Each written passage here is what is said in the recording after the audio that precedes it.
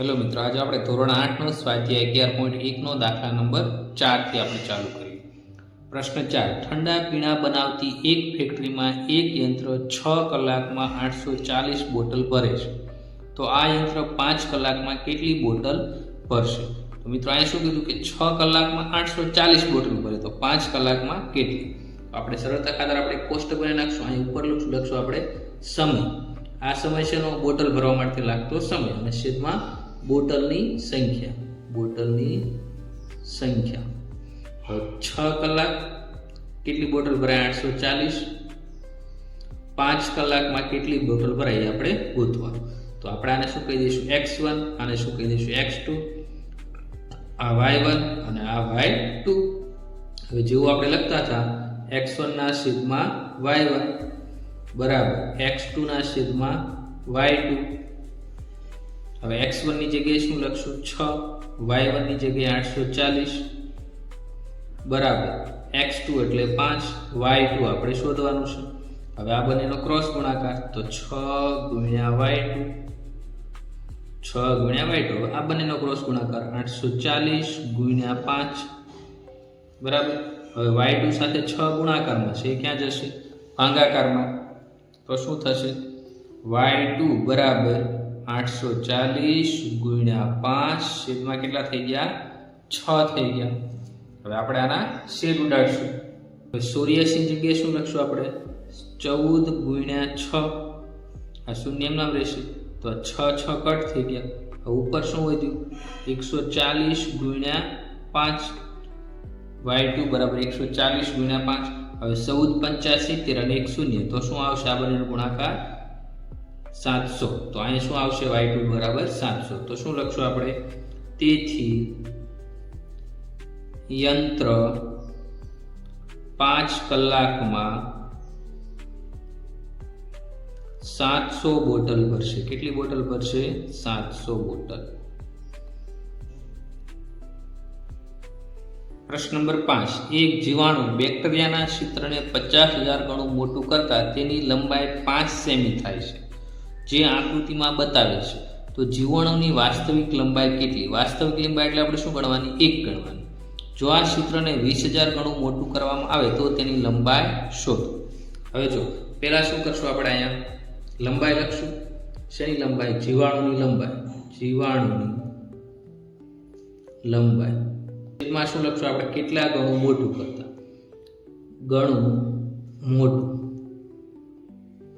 હવે જો 50,000 ગણું મોટું કરો, 50,000 ગણું મોટું કરો ત્યારે જીવાણુની લંબાઈ કેટલી થાય છે? 5 સેમી. તો અહીંયા 5 સેમી લખી નાખશું આપણે. હવે શું કીધું? જીવાણુની વાસ્તવિક લંબાઈ. વાસ્તવિક લંબાઈ એટલે ગણું કેટલું થાય? 1 ગણું થાય. તો વાસ્તવિક લંબાઈ આપણે શોધવાની છે. ત્યાર પછી શું કીધું? જો હવે ક્ષેત્રને 20,000 ગણું મોટું કરવામાં આવે, તો 20,000 ગણું મોટું કરવામાં આવે તો એની લંબાઈ કેટલી હશે? બરાબર. તો ઉપરના આપણે શું કહીશું? x1, x2, x3, નીચે y1, y2 અને y3. તો પહેલા આ બંનેનું આપણે બતાવશું. તો શું લખશું? x1 ના છેદમાં y1 બરાબર x2 ના છેદમાં y2. હવે x1 કેટલું છે? 5 સેમી. y1 કેટલું છે? 50,000. તો 50,000 લખી દઈએ બરાબર. x2 આપણે શોધવાનું છે. y2 ની જગ્યાએ આપણે શું આપ્યું છે? 1 આપ્યું છે. હવે આ બંનેનો ક્રોસ ગુણાકાર, તો શું થશે? 5 ગુણ્યા 1 બરાબર 50,000. આ બંનેનો ક્રોસ ગુણાકાર ગુણ્યા x2. હવે શું થશે? 5 ગુણ્યા 1 એમ નામ થશે. 50,000 છે તો આપણે x2 સાથે ગુણાકારમાં, તે ક્યાં જશે? ભાગાકારમાં. બરાબર અહીંયા x2. હવે 50,000 ની જગ્યાએ આપણે શું લખશું? 5 ગુણ્યા 10,000. 5 ગુણ્યા 10,000 કરો, 10,000 5 વખત એટલે 50,000 થઈ ગયા. તો 5 5 કટ થઈ ગયા. હવે શું વધ્યું? અહીંયા 1 ના છેદમાં 10,000. હવે શૂન્ય કેટલા છે? 1 2 3 અને 4 છે. તો આપણે આને આ રીતે લખી શકશું. અહીં x2 એમના 1 ના છેદમાં 10⁴ બરાબર x2. હવે 10⁴ ઉપર આવે તો શું થાય? 1 ગુણ્યા 10⁻⁴. આ શું થઈ ગયો આપણો આન્સર? બરાબર x2. તો 1 ગુણ્યા 10⁻⁴ સેમી શું થઈ ગયો આપણો જવાબ થઈ ગયો. હવે ત્યાર પછી આ x3 વાળો, તો એમાં આપણે શું લખશું? x1 upon y1 બરાબર x3 upon y3. હવે x1 ની જગ્યાએ 5, y1 ની જગ્યાએ 50,000 બરાબર x3 આપણે શોધવાનું, તો x3 એમના, y3 ની જગ્યાએ કેટલા હજાર છે? 20,000. તો 20,000 લખી નાખીએ. હવે આ બંનેનો ક્રોસ ગુણાકાર, તો 5 ગુણ્યા 20,000 બરાબર 50,000 ગુણ્યા x3, 50,000 ગુણ્યા x3. હવે x3 સાથે 50,000 ગુણાકારમાં, એ ક્યાં જશે? ભાગાકારમાં. તો શું થશે? 5 ગુણ્યા 20,000 છેદમાં શું થશે? 50,000 બરાબર અહીં શું હોય? તો x3. હવે સરખા આપણે ઉડાડી દઈશું, તો આ શૂન્ય, આ શૂન્ય, આ શૂન્ય, આ શૂન્ય, આ અને આ બધા શૂન્ય કટ થઈ ગયા, અને અહીંયા 5 હતો એ 5 કટ થઈ ગયા. તો વધ્યું શું? 2. તો 2 સેમી. તો x3 બરાબર કેટલું મળ્યું? 2 સેમી. તો આપણે શું લખશું? જ્યારે જીવાણુને 20,000 ગણું મોટું કરો, 20,000 ગણું મોટું કરો તો લંબાઈ કેટલી મળે છે? લંબાઈ 2 સેમી. અને બીજો આપણો આવે શું આવે? તો વાસ્તવિક. તો જીવાણુની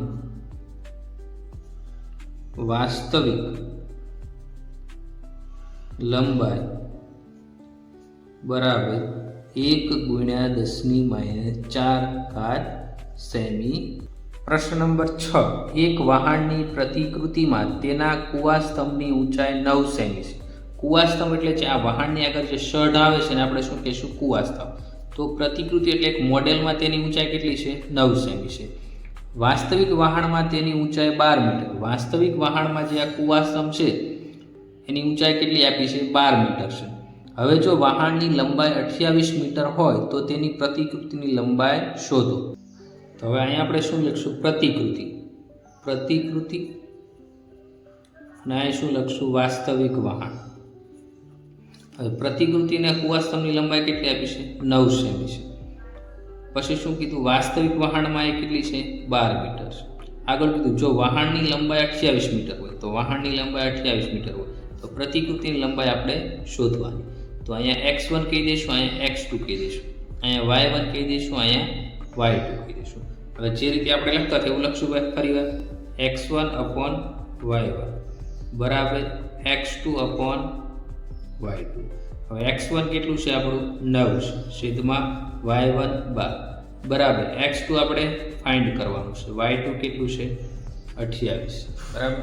હવે આ બંનેનો ક્રોસ ગુણાકાર, તો 9 ગુણ્યા કેટલા થશે? 28 બરાબર 12 ગુણ્યા x2 થઈ જશે. હવે x2 આમાં શું છે? ગુણાકારમાં. એ હવે ક્યાં આવી જશે? ભાગાકારમાં. તો 9 ગુણ્યા 28 છેદમાં કેટલા થઈ જશે? 12 બરાબર x2.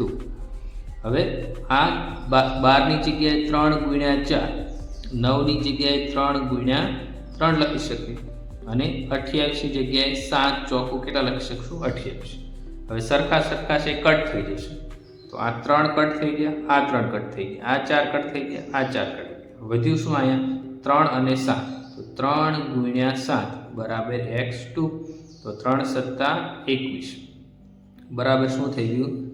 x2 થઈ ગયું. તો વહાણના પ્રતિકૃતિની લંબાઈ કેટલી હશે? 21.